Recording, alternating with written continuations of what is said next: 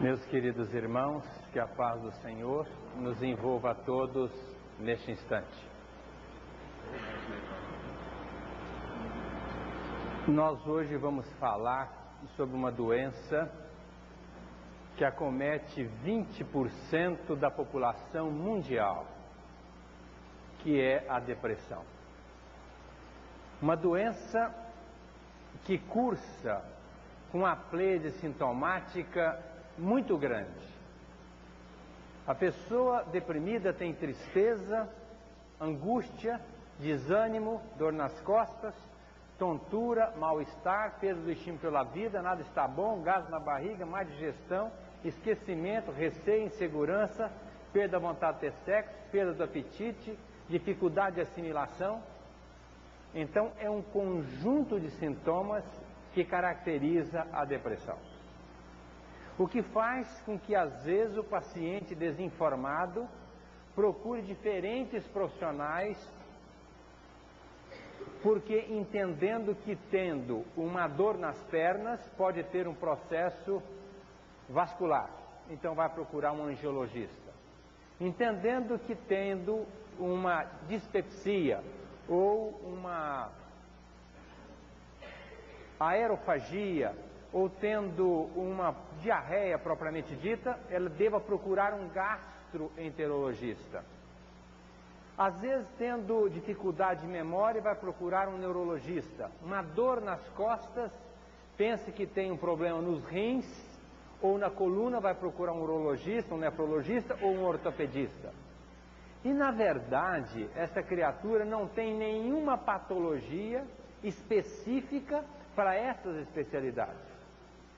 Essa criatura tem um processo depressivo e que, quando diagnosticado, esta pessoa, esse paciente, deva ser encaminhado para um psiquiatra e especialidades consentâneas que vão tratar também desse processo. A depressão, ela tem basicamente duas causas: a não aceitação de alguma coisa ou a hiperatividade mental. A pessoa que não aceita alguma coisa, matematicamente, na continuidade, se isso perseverar na mente dessa pessoa, ela vai desencadear um processo depressivo. Se este paciente estiver envolvido fixamente, mentalmente, com uma patologia, com um processo, com uma preocupação continuada, ele também vai desenvolver a depressão. É a chamada hiperatividade mental. Isso acontece muito com os profissionais liberais, que ficam fixados no trabalho e vão trabalhando, preocupados com o trabalho e vão trabalhando e não tiram férias. Nesse desgaste mental, desencadeia a depressão. Uma outra causa, já em plano secundário, é a ansiedade. A ansiedade no pico máximo também propicia a depressão. Às vezes a pessoa está tão ansiosa em relação a alguma coisa, tão ansiosa, e ela acaba por se deprimir.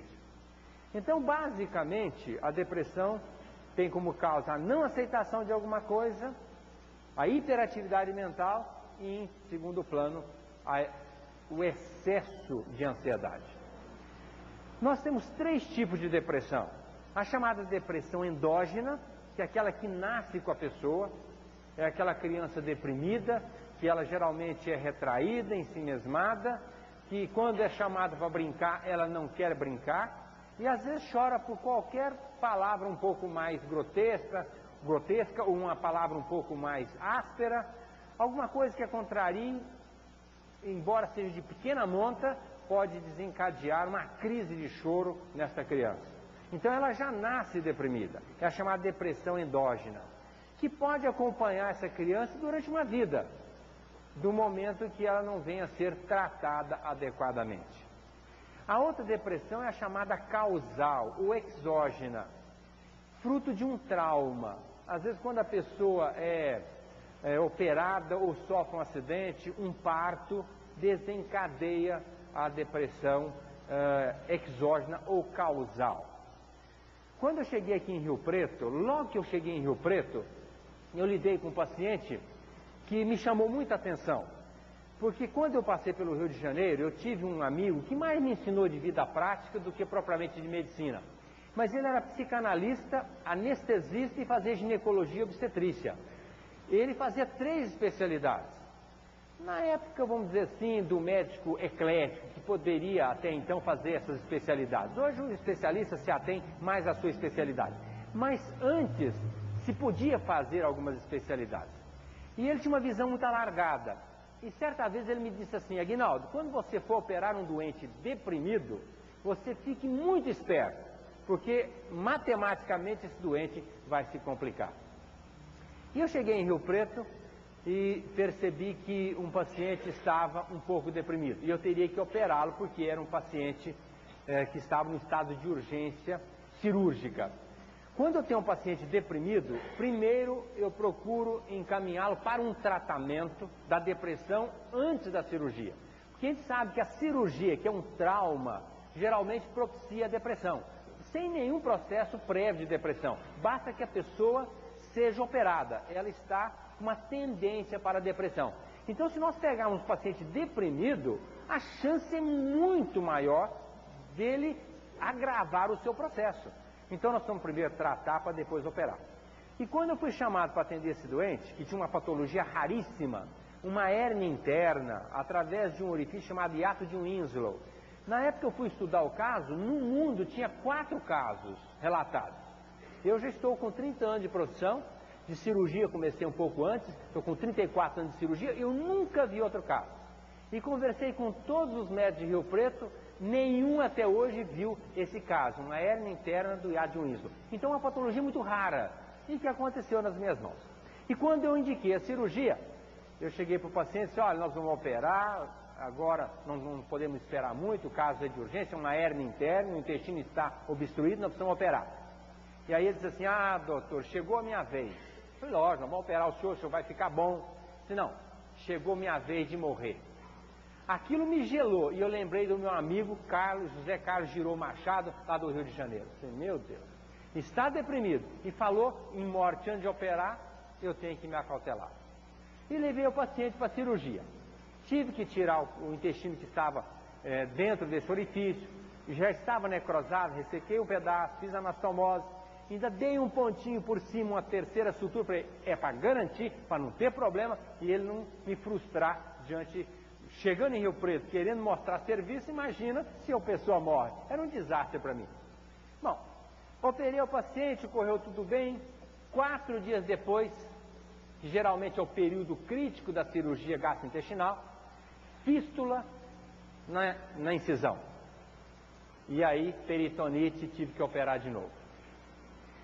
Modifiquei totalmente a técnica, tirei o resto do intestino, fiz anastomose intestino fino com grosso, que responde melhor. Agora sim, está garantido, não vai acontecer nada. 4 dias depois, fístula de novo. E aí, eu fiquei pensando, esse vai embora. E eu me lembrei do diálogo que eu tive com ele antes de operá-lo. E eu perguntei: mas por que o senhor acha que o senhor vai morrer? E está até esperando a hora.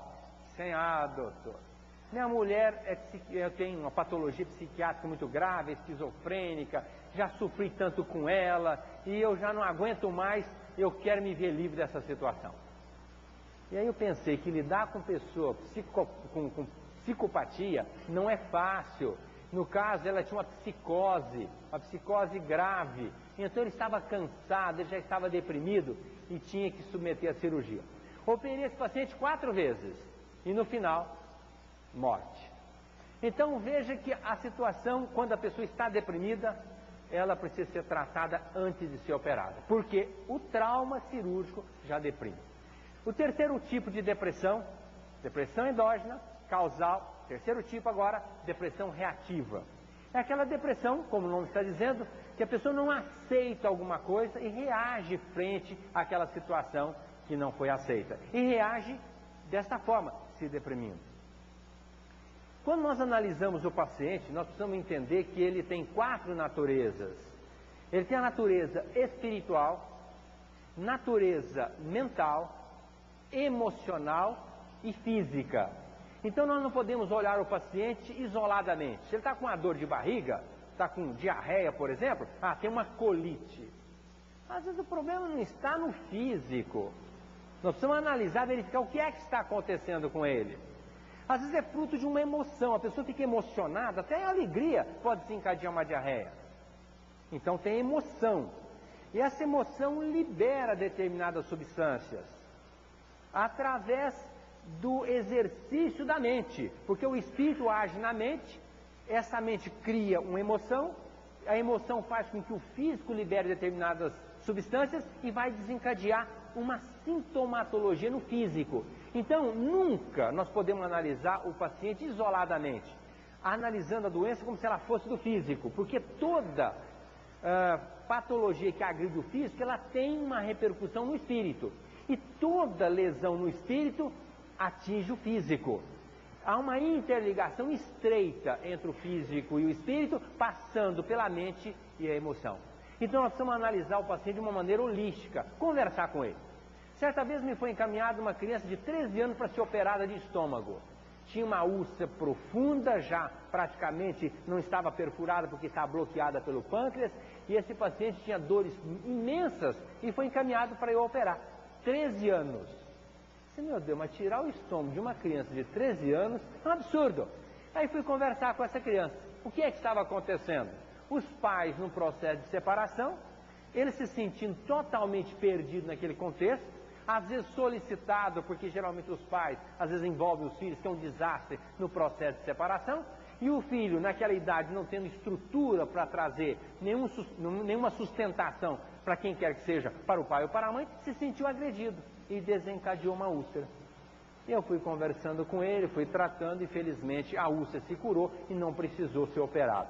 Então, às vezes o processo está no físico, inicialmente, mas quando nós vamos analisar em profundidade, a patologia está na alma. É aquela alma que sofre e que não tendo como reagir, agredir no meio externo, ela se agride e cria a doença chamada psicossomática. Hoje, 80% dos doentes que vão aos consultórios médicos, 80%, são doentes psicossomáticos, que têm doenças no físico, mas oriundas do processo mental. Eu falo isso em tom de brincadeira, mas é verdade. Nós temos 80% das doenças que são psicossomáticas, tem 15% que são doenças crônicas e 5% que são doenças que o médico cura. Então o médico estuda durante longos anos para curar só 5% dos doentes, porque 15% são doenças crônicas, que nós não curamos, nós só paliamos, ajudamos o paciente a caminhar com a vida dele, mas não curamos, e 80% essas doenças são curáveis, mas por conta da própria pessoa, que é auxiliada, ela se cura com a ajuda do médico, mas o médico não cura a doença. Então o médico estuda esse tempo todo para curar 5% das doenças. 15% ele ajuda a paliar e 80% ele vai ajudar o paciente a se curar. Mas tudo bem, é uma participação razoável, eu acho que se justifica estudar a longo tempo para dar assistência para essas pessoas se curarem, paliar as outras doenças e curar 5%. Já está justificado. Mas entendendo que às vezes o médico se acha um super, né? Até sim Deus, como se fosse o dono da verdade, não é. O médico é uma criatura que conhece um pouco daquilo que faz e ajuda a criatura como advogado, como engenheiro e todos os outros que trabalham em suas respectivas áreas. Então nós precisamos entender que somos limitados, temos nossas limitações, nossas dificuldades e que não somos o dono da vida. Porque quando Deus resolve chamar a criatura, nós podemos fazer o que bem entender e essa pessoa vai embora. A minha mãe mesmo nunca teve doença, sadia, mas uma mulher sempre saudável. Certo dia teve uma dor na barriga. Foi levada ao hospital, nós éramos 10 profissionais, ninguém soube o que ela teve, em 3 dias ela desencarnou. Foi embora com os exames normais, em última hora o Dr. Gilberto ainda abriu com anestesia local, não encontrou nada, porque achou até que fosse uma trombose mesentérica, e ela desencarnou em 3 dias. Então veja que quando o pessoal lá em cima mexe no botãozinho e desliga e fala assim, é hora de voltar, o médico aqui embaixo pode fazer tudo. Lógico, nós vamos fazer a nossa parte até o final, até que essa pessoa desencarne, porque é o nosso papel. Mas entendendo que também nós temos as nossas limitações. E a depressão é uma doença que pode acontecer em todas as pessoas. O próprio Hipócrates, que foi o pai da medicina, estudando seus pacientes, ele verificou que os pacientes tinham 4 temperamentos. cada paciente tinha um tipo de reação. E definiu os pacientes, classificando-os em 4 temperamentos. O primeiro é o melancólico, o segundo, o fleumático, o terceiro, colérico, e o quarto é o sanguíneo ou vendedor. O temperamento é aquilo que nasce com a pessoa. Nós trazemos de outras vidas. Depois agregamos ao temperamento o caráter. E o temperamento mais o caráter dá a personalidade. Então vamos colocar aqui, temperamento mais caráter é igual a personalidade. O temperamento melancólico é aquele temperamento triste, aquela pessoa que é triste. E às vezes ela é sempre como um traço da sua personalidade, que também, vamos dizer, do temperamento, mais da sua personalidade, porque apesar do caráter ela continua às vezes melancólica. Essa pessoa está sempre pessimista. Nós perguntamos para ela, como é que você vai? Às vezes é uma mulher bonita, com os filhos bonitos, um carrão, uma casa muito boa, ela tem um cheque que o marido não controla, e perguntamos para ela, como é que você vai? Estou numa pior, para mim nada está bom. E a gente fica pensando, mas como? E é verdade, para ela é assim, o temperamento dela é melancólico. E nós já perguntamos para o fleumático, que é o contrário, tanto é que chama temperamento do rico feliz. Ele está desempregado, separado da família, doente e sem dinheiro. Como é que você vai? Para mim está ótimo, melhor impossível. E é verdade, e não é hipocrisia. Ele pensa assim, ele age assim, por isso é chamado temperamento do rico feliz. O outro temperamento é do colérico, aquele indivíduo bravo, aquele indivíduo que vive de carantonha, aquela pessoa que, quando a gente olha para ela, chega até a desviar o rosto porque não aguenta aquela sisudez, né? Chega em casa, não fala com ninguém, senta frente à televisão, pega o jornal e a mãe fala assim, seu pai chegou, o menino entra debaixo da primeira cadeira, da primeira mesa, para se esconder daquela braveza do pai. Toda firma, eu acho que gostaria de ter um indivíduo desse como administrador, porque ele faz prevalecer a sua vontade, não analisa o que é que as pessoas estão desejando, faz prevalecer, sem medir consequências, o seu ponto de vista. E o outro temperamento, o quarto, que é do vendedor ou sanguíneo, é aquela pessoa que gesticula, que fala, que vende uma imagem, que consegue passar a sua imagem, consegue vender aquilo que quer, tipo o Silvio Santos da vida, né? Basta falar no baú para todo mundo estar comprando, não é verdade? Então consegue passar isso. E esses temperamentos todos recebem o caráter, que é o fruto do meio. Então a junção do temperamento mais o caráter vai dar a personalidade. Então nós estamos sempre mudando a nossa personalidade. Aliás, é uma obrigação nossa. De manhã temos uma personalidade, de noite temos outra. Agregando sempre alguma coisa, melhorando interiormente. Esse é o nosso papel.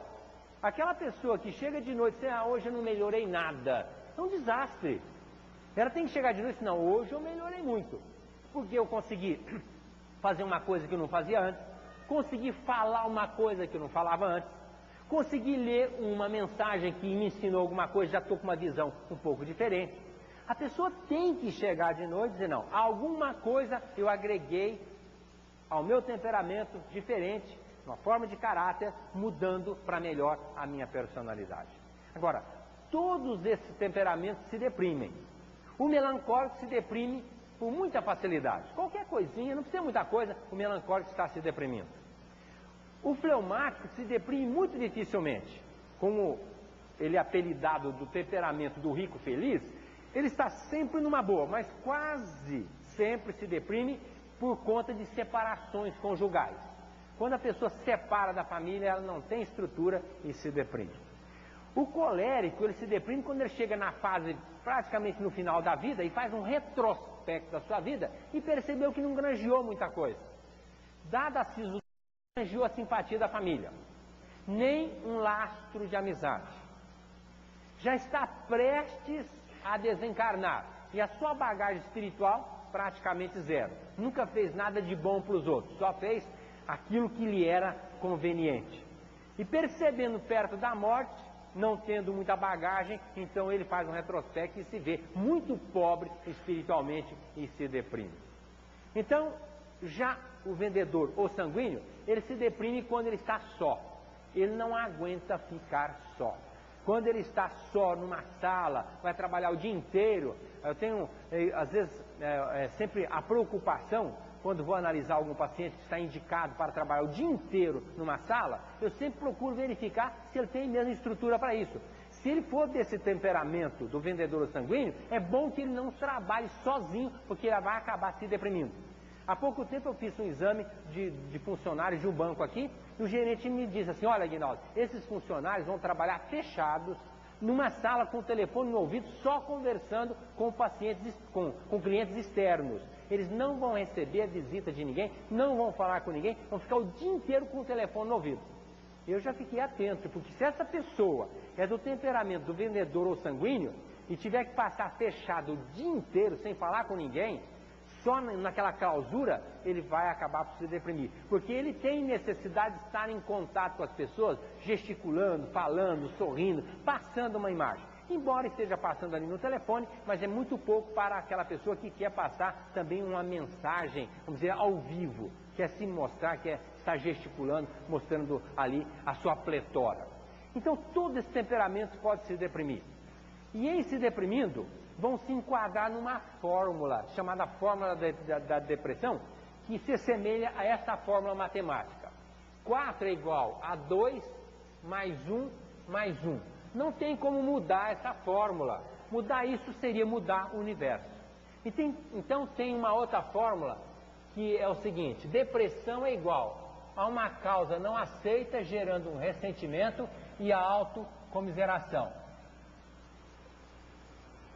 Isso prevalece para quase todas as depressões. Praticamente 80% das depressões estão enquadradas nesse processo da não aceitação, gerando ressentimento e autocomiseração. O que é autocomiseração? É piedade, dó de si mesmo. Quando a pessoa entra deprimida no consultório, a gente pode perguntar para essa pessoa, você tem dó de você? Por quê? Como é que você sabe que eu tenho dó de mim? Lógico, porque todo deprimido sente piedade de si. Ah, meu Deus, como eu sofro, tudo é comigo, meu Deus, reclama muito. Então essa pessoa se acha mais infeliz das criaturas, tem dó dela mesma, então se autocomisera, tem comiseração de si mesma. Então, para que a pessoa não se deprima, ela não pode se autocomiserar, ou seja, não pode ter dó de si mesma. Então, qual seria o recurso para ela não ter esse 1 dessa fórmula matemática? Para não fechar aqui o 4. Seria não se autocomiserar. Agora, se a pessoa não aceita, se ressente e ela não vai se autocomiserar, o que ela vai fazer? Ela vai agredir. Então, para a pessoa não se deprimir, ela tem que agredir. Ela tem que responder à altura. Agora, então, vocês vão pensar, quer dizer que você está fazendo apologia da agressão? Não.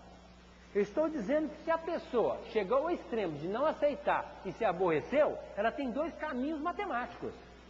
Ou ela se autocomisera, ou ela agride. É aquela pessoa, não, eu não aceitei, fiquei com raiva e já dei logo o troco. Essa pessoa não vai deprimir. Agora, se ela diz assim, puxa, minha amiga, eu fiz tudo para ela, e agora ela fez isso comigo, eu não posso aceitar, eu estou muito magoada.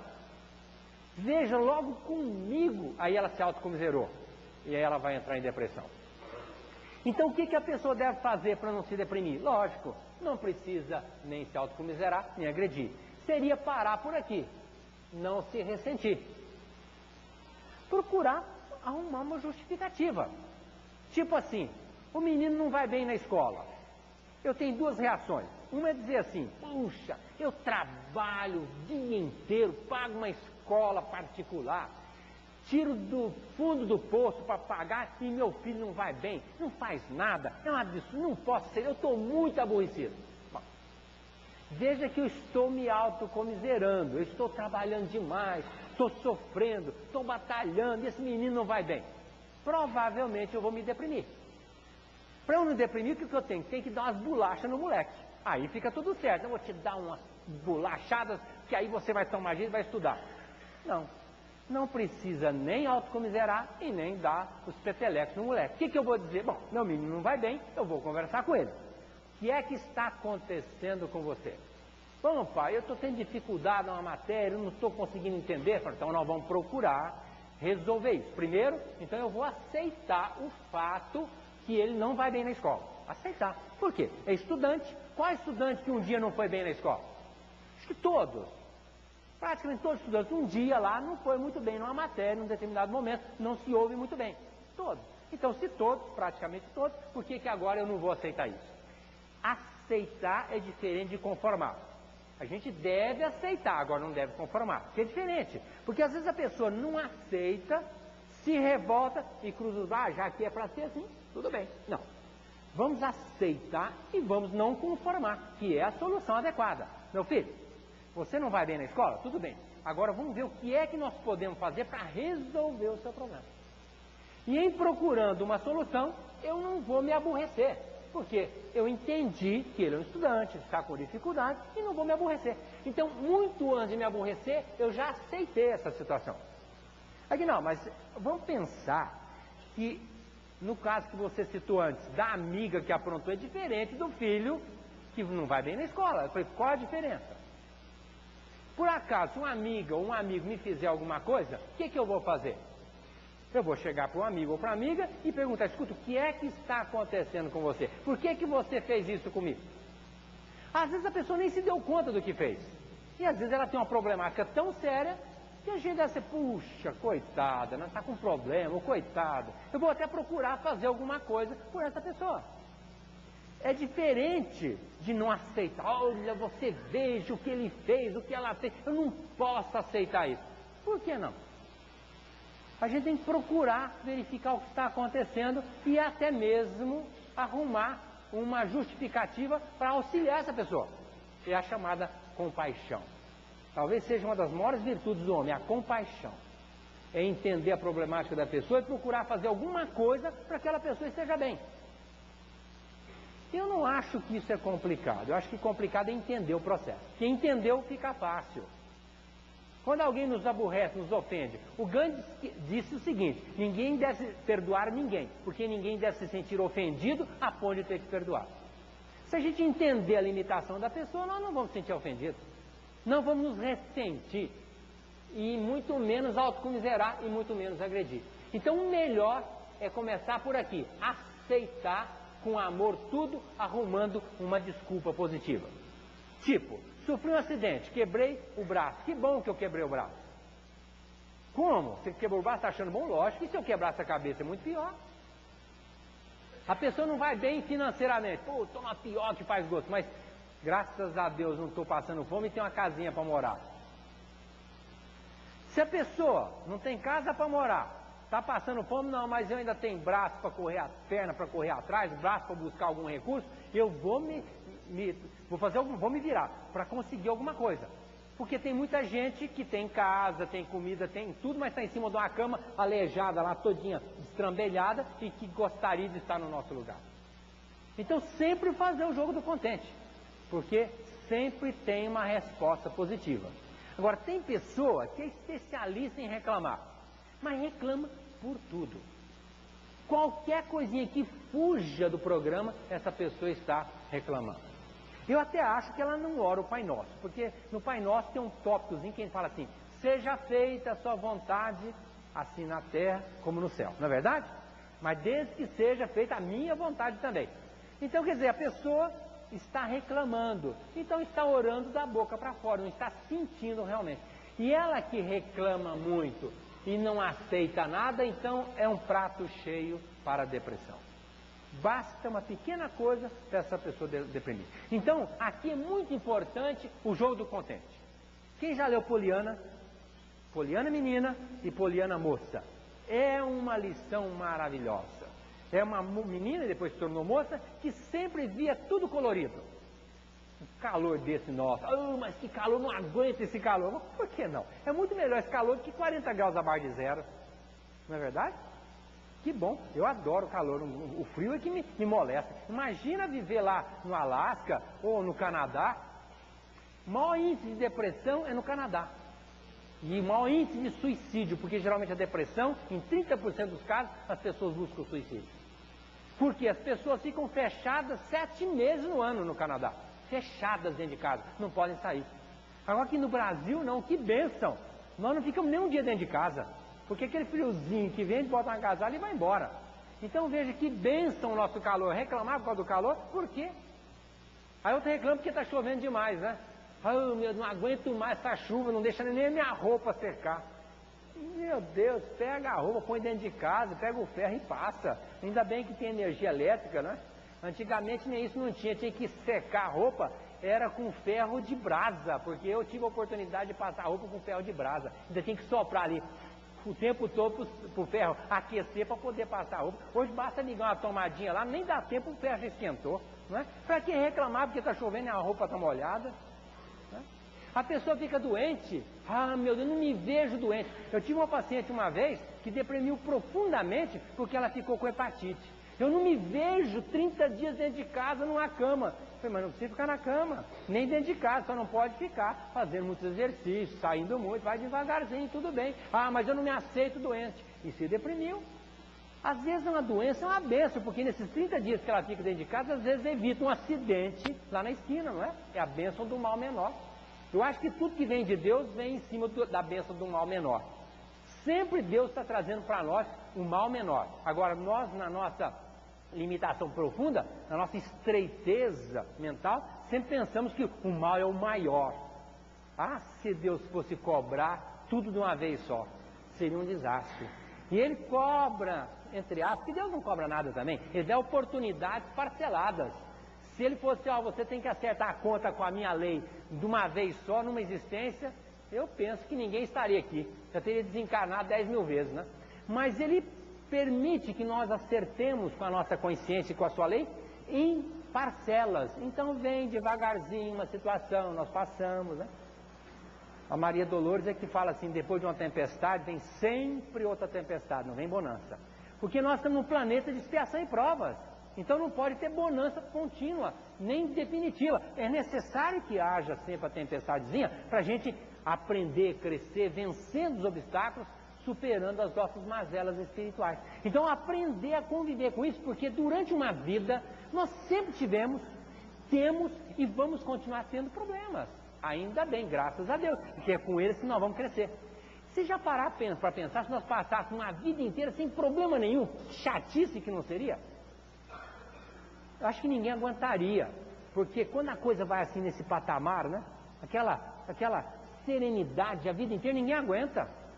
Uma viagem que está no volante, que não tem que mexer o volante nem para um lado nem para o outro, que é uma retona brava, o que acontece? A gente dorme, não dorme? E é capaz de bater e morrer. Então precisa ultrapassar, precisa pegar um buraco, falar um pouco dos políticos, né, que não cuidam das estradas, mais ou menos assim. A gente acorda, fica nervoso e aí não dorme. Então a vida é a mesma coisa. Se tudo fosse aquela coisa chata, né, que não mudasse nada, sempre da mesma forma, seria um desastre. Então quando a gente resolve um problema, graças a Deus, eu superei esse problema. Aí entra num estado de alegria, agora está tudo bom, ótimo, né? A gente enche de força, lá na frente, outra problemática. Oh meu Deus, eu pensei que não viria outra, veio, vamos superar. E assim é a vida. Agora, vamos aprender a conviver bem diante de qualquer situação. Agora, quando a pessoa está deprimida, vamos tratar essa criatura. O que nós vamos fazer para tratar essa pessoa? Olha, nós vamos primeiro encaminhar essa criatura para uma terapia. Porque, às vezes, o problema dessa criatura é tão pequeno, o problema é tão pequeno que a gente pode resolver com uma conversinha simples. E não precisa ser propriamente um psicólogo ou um psicanalista, às vezes um amigo. Porque pouca gente tem a pachorra, a paciência de conviver com pessoa deprimida. Porque um dia, 2 dias, 3 dias e daí para frente não é fácil aguentar. No comecinho tudo bem, mas depois o parente chega para o doutor e fala assim, ó, eu trouxe meu parente aqui para o senhor curá-lo da depressão, porque eu não aguento mais essa criatura. Quer se ver livre e transferir para o médico resolver. Quando a gente sabe que 50% só das doenças depressivas são curadas com remédio. 50% não se curam, depressões não se curam com remédio. É necessário usar outros recursos, no caso aqui, a terapia. Certa vez foi uma mulher no consultório, depois de 3 anos que ela perambulava por consultórios médicos, muito deprimida. Então conversei com ela e disse, mas por que a senhora está deprimida? O que é que a senhora não aceitou? Ah, doutor, eu nem te conto. Aquela história, eu nem te conto, mas vai contar em seguida, né? Eu falei, me conta, o que foi? Para criar aquele clima de suspense, né? Eu falei, olha, o meu marido, eu convivi com ele 25 anos, aquele marido que eu pedi para Deus, mas maravilhoso. E até que um dia, ele chegou para mim e falou assim, mulher, eu quero falar uma coisa para você, mas eu não quero que você saiba da boca dos outros, eu quero que você saiba da minha boca, que é para você continuar tendo confiança em mim, para que nós possamos viver mais 25 anos numa boa. Marido, o que é que você fez? Não, eu só tive um amante durante um ano, e eu me arrependi, vi que não foi uma boa, e eu agora quero contar para você, para a gente continuar numa boa, e eu me arrependi, estou consciente, não vou fazer isso mais nunca, e eu quero que você me perdoe, e eu vou continuar sendo melhor ainda. Ah, meu Deus. A partir daquele dia, aquela mulher nunca mais perdoou o marido, entrou num contubérnio mental tão grande, e começou a perambular pelos consultórios médicos, até que ela foi me procurar. E eu conversando com ela, eu falei assim, olha, eu estou com inveja da senhora. Mas inveja por quê, doutor? Foi porque eu queria ser mulher para ter um marido desse. Ela falou, por quê? Eu falei, olha, um homem que vive com a senhora há 25 anos, um exemplo de marido, como a senhora colocou, cai num erro que todo mundo pode cair. Em qualquer momento, de alguma forma, alguém pode errar. Ele errou nessa área. Se deu conta do erro. Teve a hombridade de falar para você o que aconteceu. Porque se é comigo, eu não conto nem morto. Porque, você imagina, minha mulher ia me matar, não ia dar nem chance, né? Mas tudo bem. Ele teve a coragem de contar e fez uma proposta de continuar mais 25 anos ou mais sendo um marido melhor ainda. Sabe o que é isso? É ganhar na loteria. Ela regalou 2 olhos e olhou para ele, esse médico tá maluco, porque meu marido não perdoa nem morta.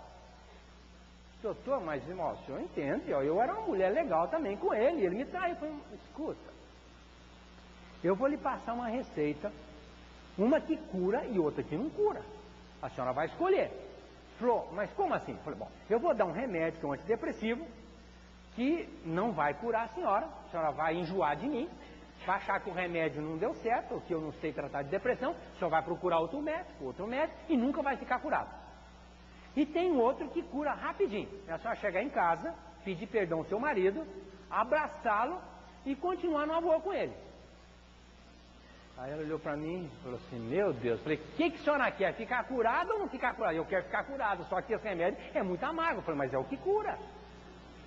E se a senhora me entendeu, está curada pro resto da vida e pode rasgar minha receita, jogar ali na escada, eu nem vou ficar aborrecida. E ela foi embora. 2 meses depois ela voltou com o marido e falou, doutor, estou curada. E eu falei, e aí? Falei, dei o abraço, está perdoado e nós estamos vivendo numa boa. Mas olha, melhor do que antes. Falei, me entendeu. E eu trouxe meu marido, que ele queria conhecer o senhor, porque o senhor resolveu o problema que durante 3 anos ninguém resolveu. Meu Deus, eu não resolvi nada, eu só dei uma receita do Cristo. Perdão, só isso. Entender que outra pessoa pode errar. Quem que não erra? Se ele chamou o pessoal que queria lapidar, matar a pessoa que era adulta, a mulher, e pediu que ninguém, quem tivesse pecado, que não atirasse pedra, e então todo mundo começou a ir embora, começar pelos mais velhos, né? Então, de repente, todo mundo foi embora e ele perguntou, e onde estão aqueles que condenaram você? Foram embora, senhor. Então também vai, eu também não vou condenar você. Lógico, o perdão, todo mundo pode errar. Na verdade, ela adotou isso. Então, o amigo pode conversar com a pessoa deprimida.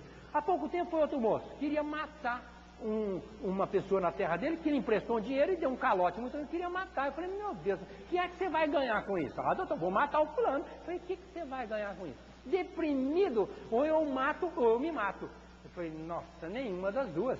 Você matá-lo, você vai para a cadeia, seus filhos vão ficar aí praticamente órfãos, sua mulher não vai dar conta de tocar os negócios, e que vantagem você vai ter? E se você se matar, pior ainda, porque o neguinho vai ficar aí com o seu dinheiro no bem bom, a sua mulher também viúva, seus filhos órfãos, pior ainda.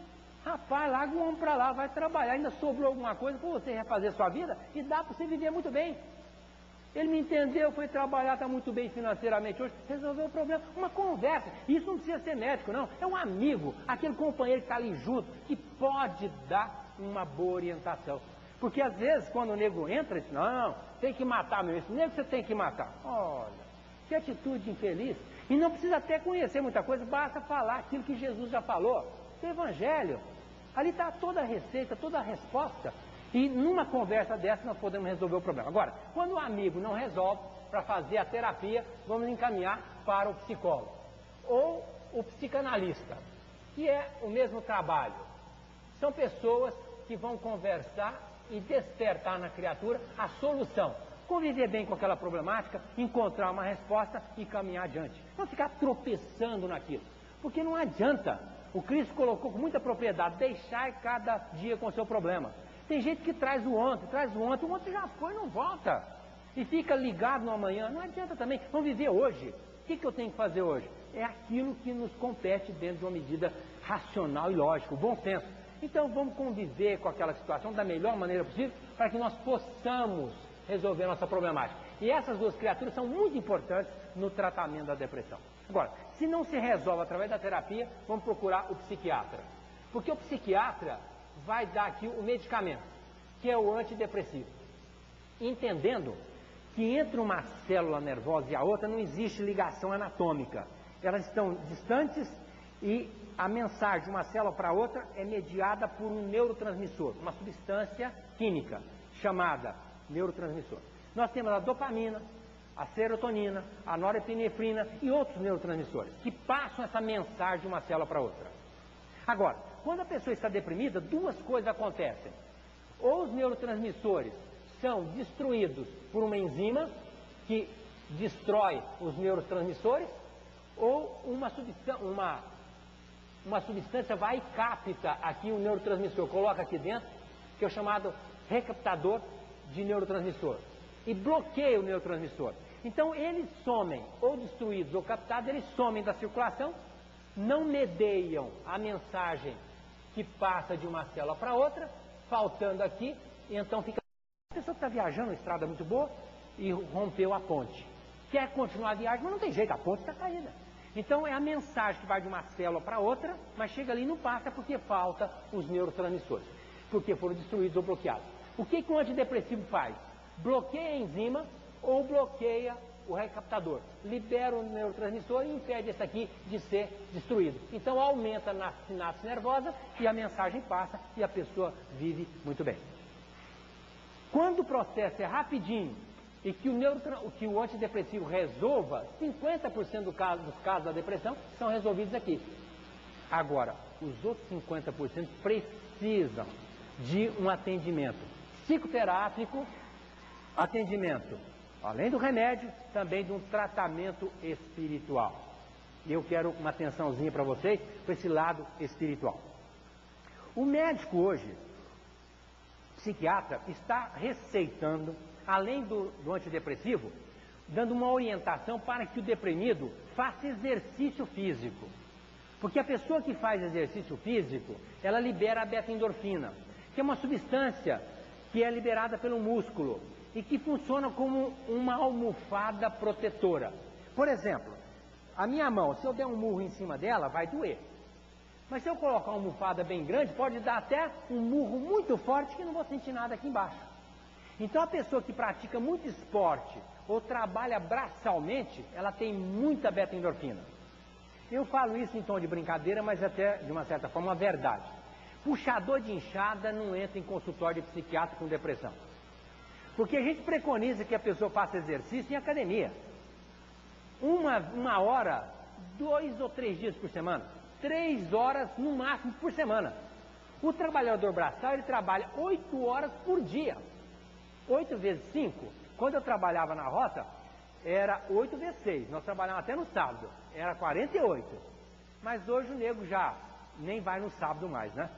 Sexta-feira, 4 horas da tarde, já jogou inchado nas costas e indo embora. Então veja, 8 vezes 5, 40 horas de musculação, de exercício. Ele chega em casa ainda, trabalhador, com 1000 problemas mais do que nós temos, ainda pega a mulher, dança, toca um violãozinho, numa boa. Por quê? A beta-endorfina dele está lá em cima. Então sempre orientar o deprimido para fazer exercício físico. É super importante no tratamento da depressão. Terapia, antidepressivo, exercício físico. E na terapia enfocar sempre, não reclamar. Porque a reclamação gera depressão. E agora vamos falar do tratamento espiritual, que é muito importante, porque às vezes a doença está na alma. Nós emitimos vibrações, e essas vibrações têm fontes receptivas. Quando tem uma fonte emissora de vibração, tipo assim, uma televisão que emite, vamos dizer assim, SBT ou a Globo, emite uma vibração. E lá em casa, nós ligamos nosso aparelho de televisão. E até selecionamos o canal. Então nós vamos receber aquelas vibrações. E vamos pegar a imagem, vamos pegar o som, vamos pegar tudo que temos direito. Então existe uma sintonia entre o nosso aparelho e a fonte emissora. Só que aquela sintonia é selecionada pelo botãozinho, o dial, né, que seleciona essa vibração. Tudo bem. Agora, a nossa mente, ela emite uma vibração que vai ao infinito e capta a vibração que também vem do infinito. Então a nossa sintonia mental é extremamente expressiva. Nós vamos estar sempre numa faixa vibratória. A pessoa que está sempre para baixo, pensando tudo negativamente, é uma pessoa que funciona como um prato cheio para um processo espiritual, um processo obsessivo. Tanto é que Jesus fez questão de frisar: vigiai e orai, para não cair em tentação. O que é vigília? O que eu estou pensando agora? É uma coisa boa? Ótimo, vou continuar e dar largas a esta vibração mental. Agora, se eu estou pensando uma coisa ruim, olha, vou tratar logo de mudar o meu panorama vibratório, porque eu vou entrar numa sintonia. E quando a gente está com uma vibração muito boa, nós atingimos lugares muito altos e entramos em sintonia com vibrações extremamente úteis, seletas, vibrações maravilhosas. Agora, quando a nossa vibração está negativa, ruim, aquele rancor, aquele ódio, aquele pensamento pessimista, nós vamos entrar numa vibração muito negativa e vamos estabelecer vínculo com entidades infelizes. E aí mora o perigo. E um detalhe: imaginem um riozinho desembocando no oceano. O que acontece? Aquela água do oceano vem e entra pelo rio adentro. Até que aquela água vai encontrando ali um espaçozinho e vai voltando para o oceano. Mas de imediato o oceano entra naquele riozinho. A mesma coisa acontece conosco. Quando nós entramos numa sintonia vibratória, qual seja, boa ou ruim, nós entramos e aquela vibração está em uníssono com outras criaturas, e aquela vibração é muito mais poderosa do que a nossa, e de imediato ela se volta contra nós. Quando eu estou com um pensamento ruim, eu entro numa faixa vibratória negativa e aquela vibração aumenta muito mais negativamente contra mim. Associa-se à minha vibração. Quando eu estou com uma vibração muito boa, positiva, eu acesso mundos espirituais elevados e aquela vibração de outras pessoas que também estão naquela faixa, aquela vibração se volta contra mim, se agrega à minha. Então, em mancheia, essa vibração numa proporção muito grande, vai me atingir. Então, vejo como é importante nós mantermos uma sintonia vibratória positiva. E quando a pessoa entra numa sintonia vibratória negativa, ela pode entrar na faixa de espíritos inferiores que vão se aproveitar daquela situação, para retirar daquela criatura vibrações e se locupletarem destas vibrações.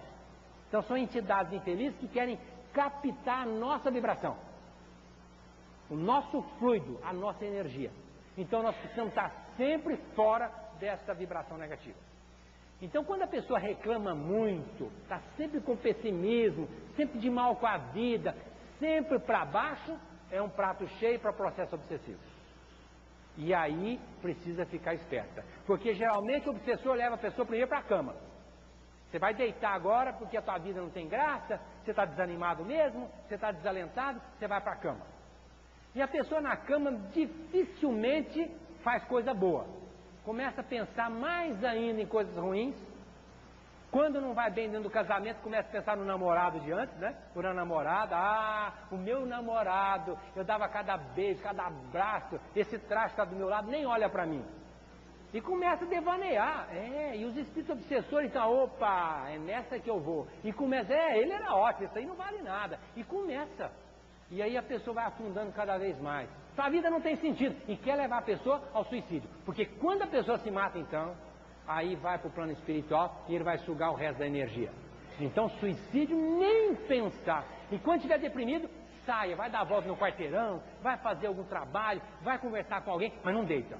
Deitou, o obsessor deita junto. É um problema muito sério. Nós temos que fazer alguma coisa, sair da faixa, porque se perseverar na faixa é um desastre. E falando de terapia espiritual, vamos falar aqui o que a doutrina espírita tem para nos atender na terapia espiritual especificamente. Primeiro, o passe, que é a reposição energética. Água fluidificada. Como é importante nós tomarmos a água fluidificada. A água fluidificada às vezes evita até doença. Quando o pessoal traz água aqui para fluidificar, ora, feliz da criatura que traz. Porque vai tomar em casa sem estar doente. E vai evitar males futuros. E se está doente, mais uma razão para trazer água para fluidificar e tomar 3, 4 vezes por dia, até gastar água para na outra semana trazer outra para ser fluidificado. Então é chamada magnetoterapia, ou a fluidoterapia. Muito importante. Uma outra coisa que nós podemos fazer é o estudo. O estudo. Como é importante o estudo para a gente entender a problemática da vida. Porque quase sempre a pessoa reclama porque não entende nada. Se a pessoa entendesse de misericórdia divina, ia dizer, graças a Deus é só isso. Hoje mesmo, uma moça consultar comigo, está muito deprimida por 2 razões. Primeiro que o marido, o pai, perdeu os dedos numa máquina, teve que, vamos dizer assim, se aposentar, e ela ficou frustrada porque teve que parar com a faculdade. Eu estava deprimida por isso. Falei, minha filha, mas você está com seu pai, está ali do seu lado, só cortou os dedos.